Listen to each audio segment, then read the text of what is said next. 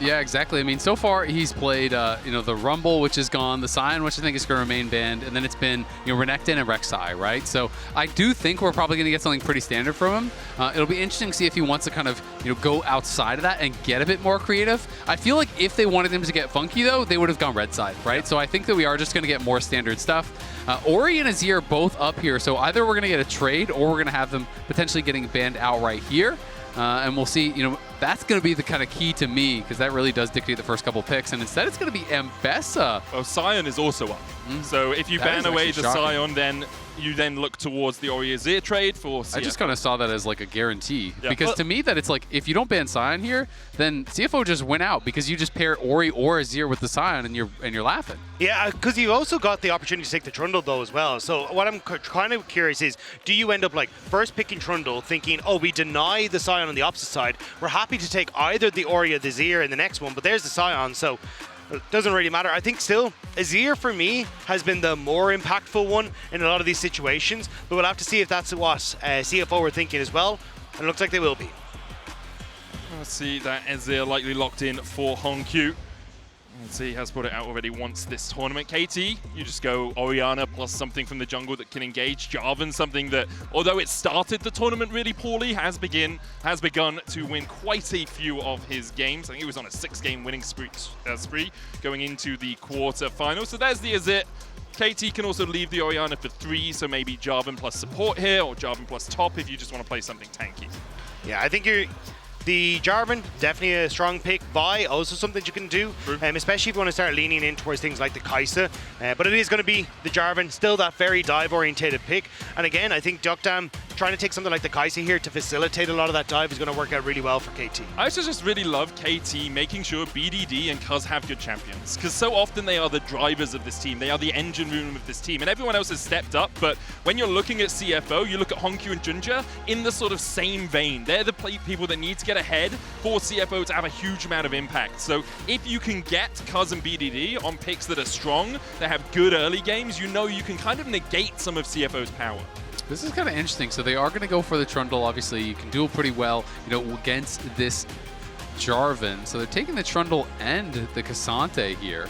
It feels like a Rek'Sai angle, no? Yeah, I guess maybe that's kind of the anticipation, is they're saying you're going to go Rek'Sai and Trundle's going to get value because you are kind of having an HP stacker on the top side. I think it also pinches what KT can do here, because ideally you would like to go for some sort of AD carry like the Kaisa, right? But with Ezreal, Corki, now you're going to see probably things like the Caitlyn and the Kaisa band, maybe even something like the Xayah. It just means that then you don't really have that safe backline at the moment. That could open up for things like the Ksante to get a lot of value, Trundle pillars to get a value, even the Azir shuffle to get a lot of value. So I think that's where CFO are looking at going, okay, what's the AD carry pool going to look like with these bands? Yeah, and I do feel like when you're banning out the Bard, you are saying, hey, I want to play like a low mobility AD carry, you know, over on this side. Ori's also something that can be quite susceptible to that Bard, so are trying to protect some of these carries. And Nico will remain on the bans in this second round. And they're going to be targeting Doggo's Draven, which I do think makes sense. To me, the Corki and the Draven were the 2 picks that really have stood out for him so far here at Worlds. So they are going to try to eliminate his carry threat a little bit. And Nico taken away by CFO, so they're trying to get rid of some of those big AoE engages to follow up with the Orianna and the Jarvan. I am slightly surprised, because I think when you have Azir, Alistar still up on the board as well, I think you've got options to try and play in towards the Nico without her having like that full big threat. But obviously just nervous about it. There's the Varus gone as well. So Kaisa's still up and available if you want to try and play for this very high dive threat on KT side. Also, honestly, like you saw what Peter could do on a Braum as an engaged champion. Getting rid of something that engages a lot easier makes a lot of sense to me. I actually like this a lot, just going Sivir here, because I feel like if you go Kaisa for deokdam, then you really open up a ton of value for picks like Renata and some of these kind of like disengage style champs that can be really, really strong. You can kind of just play to focus on the solo lanes here as Cuzz. Obviously great pairings with both Renekton and the Ori. And if they go Aphelios, like we could just get Aphelios Lulu and they could go kind of like a full scaling type thing if they wanted. But of course you can just do a standard engage pairing alongside it as well. It is Doggo's most played champion and the champion he made his name on in Beyond Gaming, but it's actually going to be the Kaisa that he swaps over to at the last second.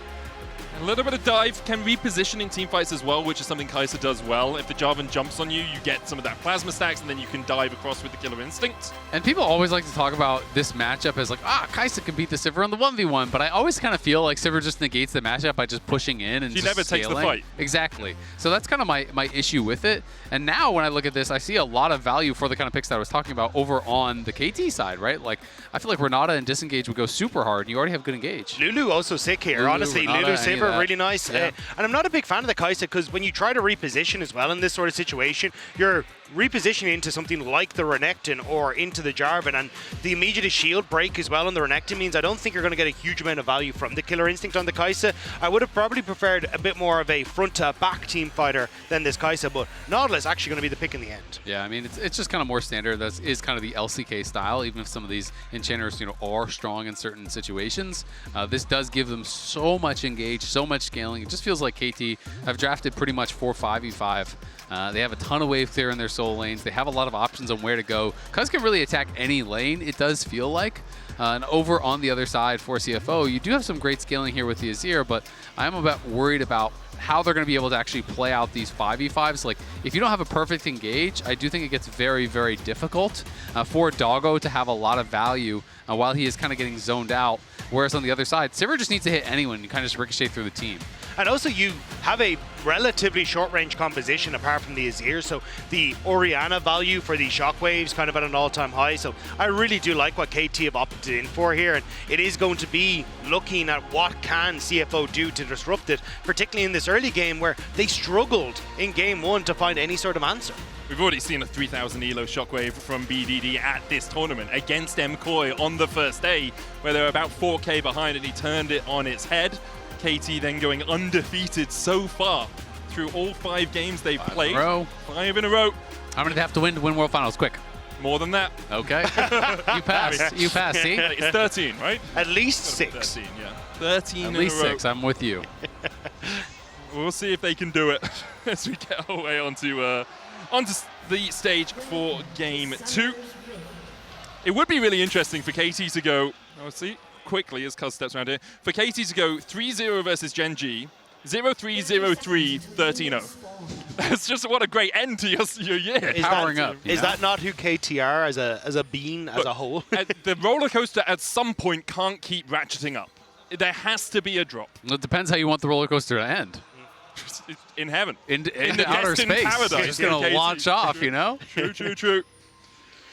Then there's no gravity. Then the roller coaster can do whatever it wants. Oh, great hook from Peter as he finds JunJia, forces him to flash away.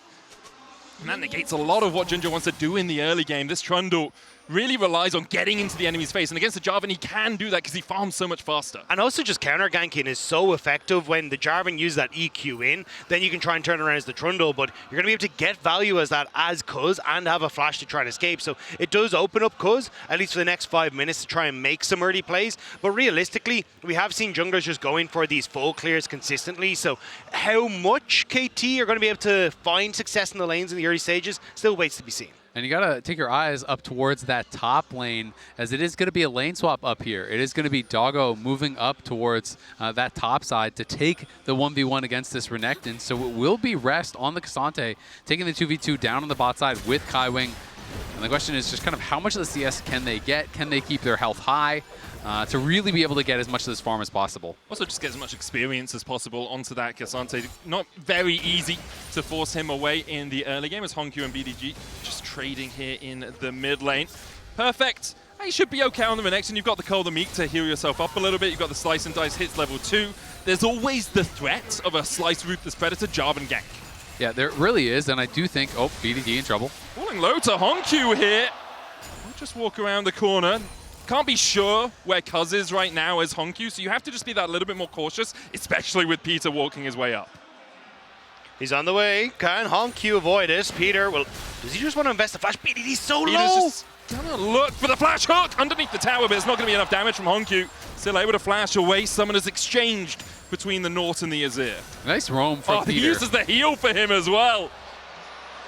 Now BDD's gonna flash just to kill Kaiwing. Flash heal wasn't enough. That's really well done from KT. HongQ perhaps a little greedy staying around. They thought they'd be able to make the play with Kaiwing matching the roam, but a little bit too late. And BDD with the first blood. Yeah, I want to see, did Kaiwing's heal actually hit on HongQ, or was it just a little bit too late? Yeah, too late. I thought it was too late watching it live there, which is definitely tough. Peter already having a big impact, forcing out the flash on the Trundle very early, and now Kaiwing trying to do what he can, hold this wave, so HongQ cannot get too far behind. Oh, Cuzz flash. Oh, flag and drag from Cuzz just wide. A hook lands onto a minion, and Peter unable to find his connection there. And HongQ held onto his TP because Kaiwing was freezing the wave. He didn't actually have to TP back, so that is nice for him. But look over on the other side. It's upgraded tier 2 boots. HongQ just got a dagger and no pots. So even just that little bit of damage is that much closer to sending him back to base once again. This pressure that Peter put on is so effective. Now Rest with the wave pushing away from him, getting forced out of this bot lane. A couple of minions will die to the tower, but KT should be able to catch them. Pillar down, slice away from Perfect.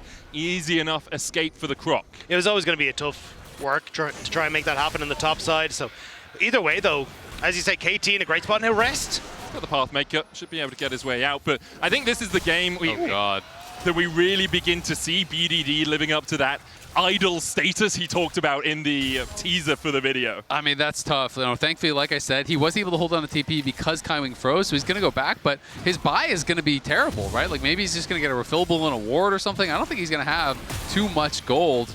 So he's going to be able to upgrade the dagger, but does he even have potions on top? Is he really going back with no potions again? Yeah, okay. Just gets himself a recurve boat. And BDD should be able to match the reset here as well with it being a cannon wave. HongQ trying to freeze because damn sure he doesn't want that to happen. You can't do that. Like, you can't just be tanking the minions. The wave is so far away as well. Even the shield from the Azir E isn't going to be enough, and the wave will crash in. BDD on his way back out with an amplifying tome alongside those Ionian boots of lucidity for the extra CDR. And right now, KT's early game, this series actually has really leveled up from where it's been so far. Peter, Hex splashing onto Rest, looking for the auto attack here. We'll get the dredge line in as the Pathmaker out from Rest again gets him to safety. Really nice buffer there. You buffer the auto and then you dredge line in the middle of it to cancel the animation. But you're just going to continue to get this wave frozen on you, so Rest's going to have to reset, and I think at this stage, CFO have to accept they're going to match towards standard lanes if they hope to have a chance, because this Croc in the top side has frozen the wave, now gets the TP back in, and KT again dominating through this lane phase. Exactly. I mean, it's double frozen waves. Both your side lanes are frozen against you. You have the TP just to try to push it out, and your mid lane is kind of getting crushed right now after that early pressure, so it's triple losing lanes for CFO. I usually like my oysters on ice, but this is not what I like for CFO right now. KT off to a strong early start here in Game 2. And it's a bit of the flash freeze as well, because JunJia having burnt that flash earlier means that he's not really able to get involved in the lanes for fear that Cuzz ends up matching. So across the board, again, KT doing so well off that early pressure, and now you start to look at, well, Dragon's up and available. We start to look at the rotations. Good hook onto Doggo. Grand entrance coming out from Kaiwing. Battle Dance for a little bit of shielding. It's if you want to get the drop on your opponents like Peter just got the drop on CFO, remember, log into your Riot account on lolesports.com and watch Worlds live to earn exclusive Worlds emotes, icons, and capsules whenever you can. Cuzz looking to style on CFO on this bottom side here, already forcing CFO back. TP coming through from Peter to make sure he can get down here. And I think they just go for the Dragon. They've got the push in that bottom lane. BDD in a great spot in mid. They don't need much more. Yeah, I mean, they're looking like they're in an incredible spot. Judge is moving down to this side of the map. I don't think it's going to be a contest. He's just going to have to probably give it up.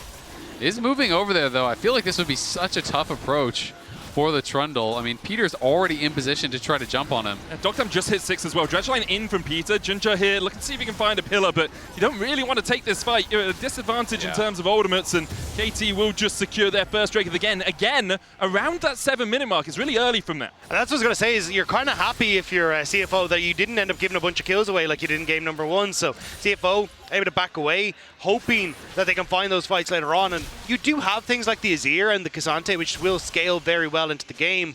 But at the moment, they just don't have ways to break this control KT have. I think Peter has just played an excellent game, right? He's starting right from the level 1. Even his positioning here around that Dragon, playing in the banana brush, not allowing JunJia to ever find an opportunity to contest here realistically, and just going to continue playing towards his strength. He knows you're going to win the 2v2s with BDD, so just keep moving here, keep enabling BDD to play from this position of power. Look at HongQ. He's just, every time he steps forward, it's command attack, it's dissonance, it's just chunk after chunk after chunk onto HongQ that is making his life miserable. I think Peter's just had a really good series so far, really good world so far. You could see signs of it when he was on Nongshim, like there were signs of what he could become, but here on KT really has leveled up. Now in his first international, his first worlds, we're seeing exactly what this guy can do. And what a lovable player he is. I mean, this is his first time, flying. If you haven't watched some of his interviews, do yourself a favor, go watch some. He is just a treat. Great hook again onto JunJia. Is going to put the subjugate down, flash forward from Perfect. Death charge onto HongQ as well, but JunJia already put in the dirt. The Troll King is down. Rest trying to collapse, but CFO forced away. Should be 3 grubs to KT. No smite for CFO. Doggo's moving across, but actually looks like KT are happy enough just taking the 2. They'll let this grub reset. Cuzz can just wait around. It's like, okay, my smite's going to come back up in a couple of seconds' time. KT will get the 3rd. Yeah, the longer CFO contest here, the more they're losing on that bottom side. That's a wave that's completely gone, and JunJia has just had 0 chance to have an impact in this game. He's been completely shut down by KT. I mean, it's just a great start again to the fight here from KT. As CFO kind of try to do this late contest, it's similar to the problems they had in the first game, where even when you have the man advantage, they're not actually utilizing it because JunJia goes so early. By the time Doggo is moving up, he's already cooked, and then you're just giving Deokdam the ability to push out the wave, deny those minions, take a reset, right back down towards bot lane, and the Sivir is just chilling throughout all of this, and you still walked away with triple grubs. Yeah, just overall, Casey's early game really isolating the strengths of CFO and making them into weaknesses. Like JunJia on this Trundle is behind on farm to a Jarvan. That's just not something you too commonly see in the early game. They haven't been able to find pressure in the lanes. The early lane swap from KT really solid as they were able to make sure that Rest and Doggo were forced behind. I mean, it's not even 10 minutes. We're 1.6k ahead. Yep. Everyone on KT has an advantage. We'll see if JunJia can try to make any sort of a gank happen. You just feel like you need to make some sort of a move, but I don't see a world in which Perfect dies here. Dominus about to come off cooldown for that extra health on Topos. We'll get the knockback. JunJia looking for the flag and the pillar, in fact. He's not playing the Jarvan. He does get the pillar down with a slice and dice out from Perfect. Now has the Dominus in 1 second's time, and CFO won't look for a further dive. I was going to say, there's a very slim window that they were looking to play on, and now Perfect is going to be completely fine. Resets, are going to be able to open up back on that top side, and you're not getting any sort of advantages through this. KT continue to move their Jarvan up towards this top side. They can now look to support Perfect as he shoves this out. It's just great stuff. And I mean, you know that that Trundle is up on the top side, and just start looking at all the vision that they're getting, down in this bottom side area. There's so many wards that they're actually placing in the enemy jungle here. They have all the info, right? You knew that JunJia was up on the top side. You go in on the bot side, you place all these wards, you have full river control as well. When you're behind, you're saying, jungler, please save me, bail me out, get a kill. But like, they know where he is. They got map packs.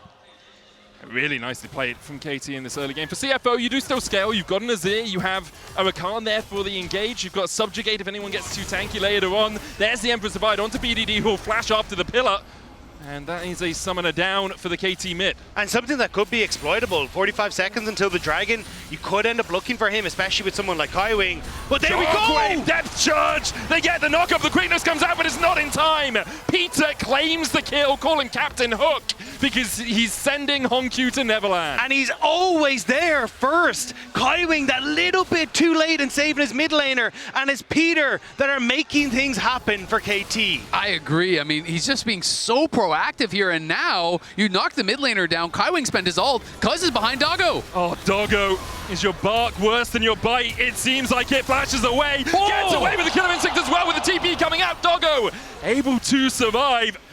KT, I mean, they back away. No one goes below half HP. They'll be happy enough. They get the flash and that killer instinct out. Yeah, I mean, it's smooth moves from Doggo to survive in the 1v3, but at the end of the day, as you say, that's teleport, that's flash, that's ult, and your defensive highlight is just staying alive while KT is going to start the Dragon and say, good luck fighting us now. Your AD has nothing. And plates in mid lane because you had to shift the Azir down to that bottom side, which means BDD is opening up this game even further in his favor with that first item already completed. It is still KT winning. And it's feats. 12 minutes in, 3 objectives to none, 3 kills to none, and you've already got the upgraded boots coming out, the Ionian cooldown boots for BDD being upgraded. They're going to set up around this red buff. Do CFO Don't do it, know? JunJia. No. Oh, JunJia. He starts up the red. There's the hook, and JunJia in the jungle, sent to an early grave. A fourth for KT, they ruled the Rift. I mean, this is just the Vision playing off of that. They have been controlling this jungle so incredibly well. And now that they have the lead, they're just snowballing it out of control. They've got depth charge here. Exactly, he's just going to go right down. He's going to get stopped. You just flag it. Flag comes out. Peter will have another hook. He's just standing there. He's like, what are you going to do, HongQ? Depth charge down. They'll look for the engage. A Cataclysm alongside BDD. Enough. It's a shellacking for KT. They're shucking these oysters everywhere on the map. I mean, it's picture perfect, but it's an ugly picture if you're a CFO fan because KT are making Game 2 look like an absolute breeze, and it's all been around this play with BDD. Constantly going towards mid lane, getting involved with him, unlocking their player here to move around the map to really get control. BDD has been such a star for this team all year long. Vest and Doggo looking for this flash away from perfect TP in from KT, and they just don't have the damage to work their way through that Renekton.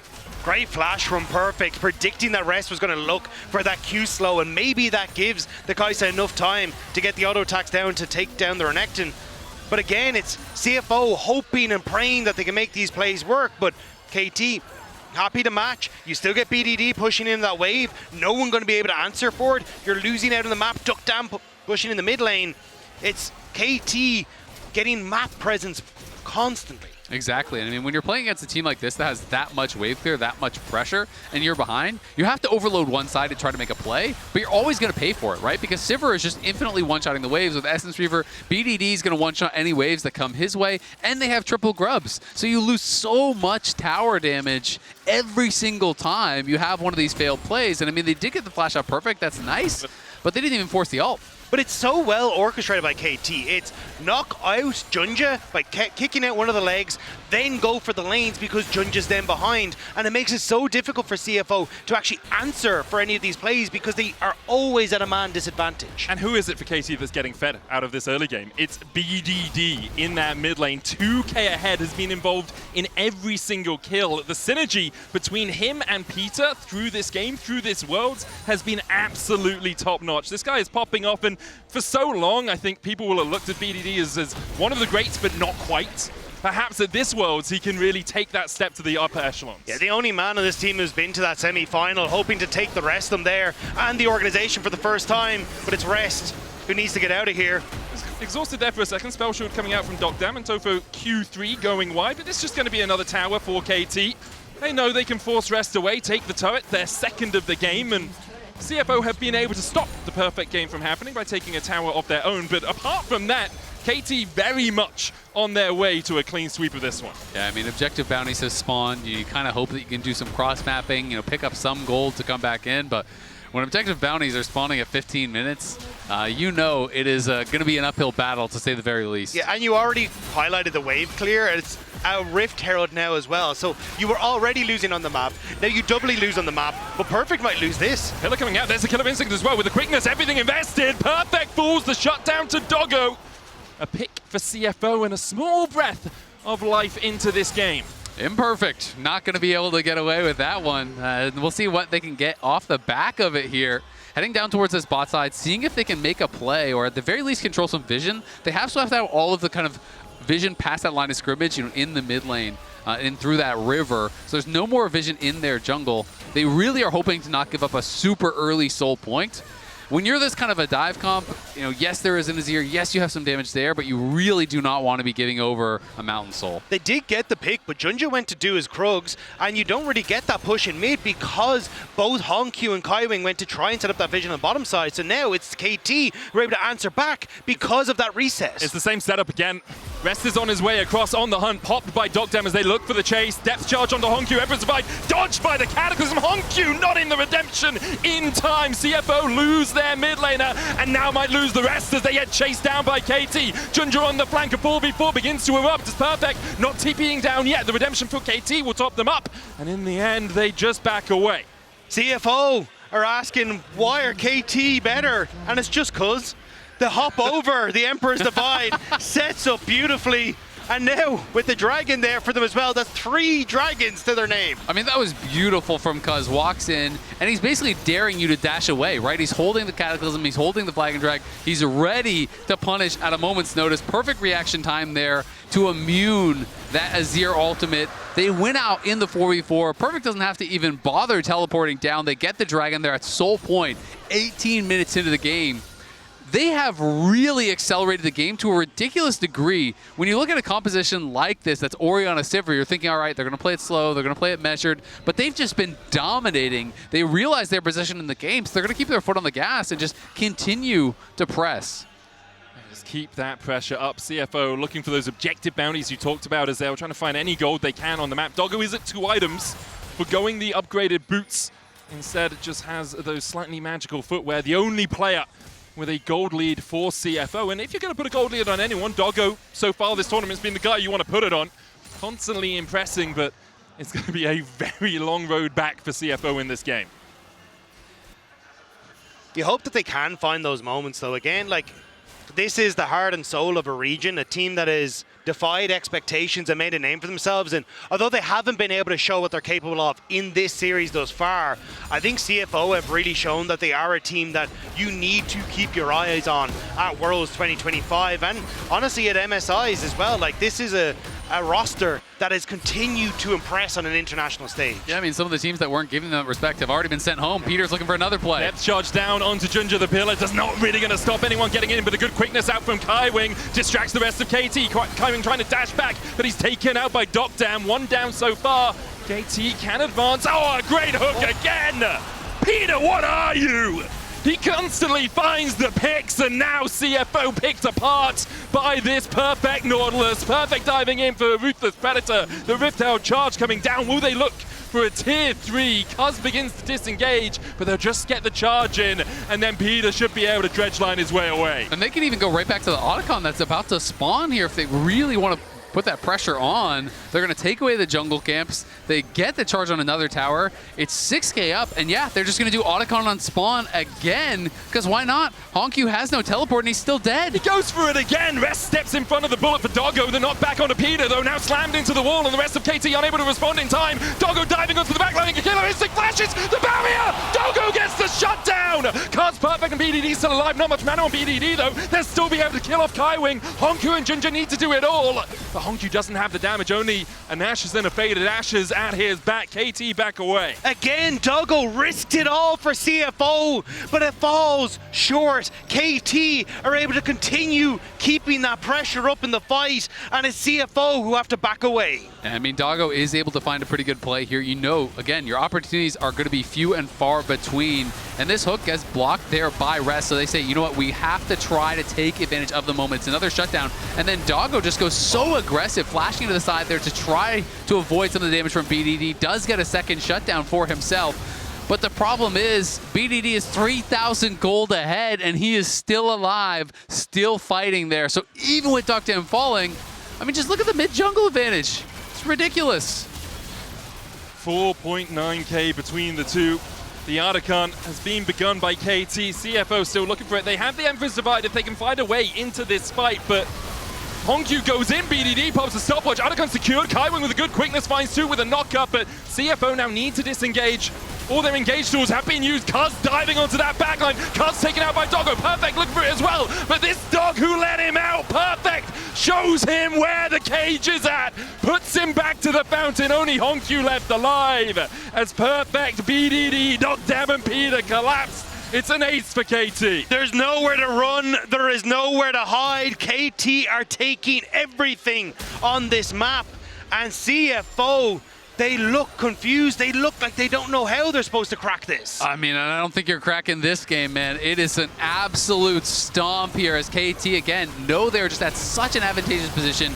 Perfect just goes straight in on the Nautilus. On the other side, you know, it's HongQ and Kaiwing trying to find this flanking angle, but they use the redemption for the reset and then just send Cuzz in. A great stun and bit of CC there to allow Doggo to finish him off, but Perfect is just too strong. No one's there to actually peel for Doggo. And again, there's just too many threats on the KT side. They're too rich. Yeah, no killer instinct for Doggo as well to try and escape away, so gets caught by the Croc. And it's his swamp right now. KT the dragon is up in 20 seconds. This is Mountain Soul, and it's already been impossible for CFO to break KT. I mean, this is going to be the last gasp you have to kind of think for CFO. It's win this fight. It's stop this Soul from going over, or you are cooked. But KT is ready. You know, they already have so much power here. Red buff and blue buff just got picked up, and they are going to be waiting for CFO to go forward. Almost an infinity edge for deokdam. Doggo the only one really with 2 items that matter for CFO as they try and step into the darkness, into that fog of war. The dragon resets, rest, using his health bar to try and gain purchase in the river right now, but KT keeping them at arm's length. Rest still stepping forward. The Drake how low, 7k. Kaiwing flashes for BDD, lands the quickness and the grand entrance, but with a flash away from BDD, perfect, dives in, and the chase goes in from Cuzz. Cataclysm onto the backline, the Emperor survived from HongQ. Everyone from KT falling below half HP, but then ow, with the redemption, they are topped up to full. For a moment, CFO looked like they may have found the fight, but the wallets are too damn heavy. KT find the 5-0 ace and will walk it down mid. Yeah, CFO posed the question, but BDD had the answer as he has every single time this game. 100% KP for BDD, 6-0 and 15 on the Orianna as they're looking for one of the fastest games at Worlds. Sub 25 minute, the prize for them. This roller coaster keeps on ratcheting up. KT in dominant fashion are gonna make it 2-0. The scoreline looks at BDD, but the hearts were won by Peter. KT 1 game away from the promised land. Again, control from start to finish. Desk, is there an answer available? They look excited up there. They do. I heard you, and I'm right above you, so we're turning around and glaring at them right now. I will not hesitate to jump on those casters, guys, so beware. KT Rolster is 1 game away from reaching the very first semifinals in the history of the organization. And I think about this roster, Emily, at the beginning of the year, the hope, the struggles that they went through. Is it so far the best result that they have? And they're about to do it 1 game away once again from this result. And what a debut for Peter. Like, what an international debut for Peter, right? Because he was actually replaced earlier this year for a time, came back onto the roster, and he's been massive in these early game plans. I know they're calling out BDD was obviously kind of the star of their team fights throughout this, but it was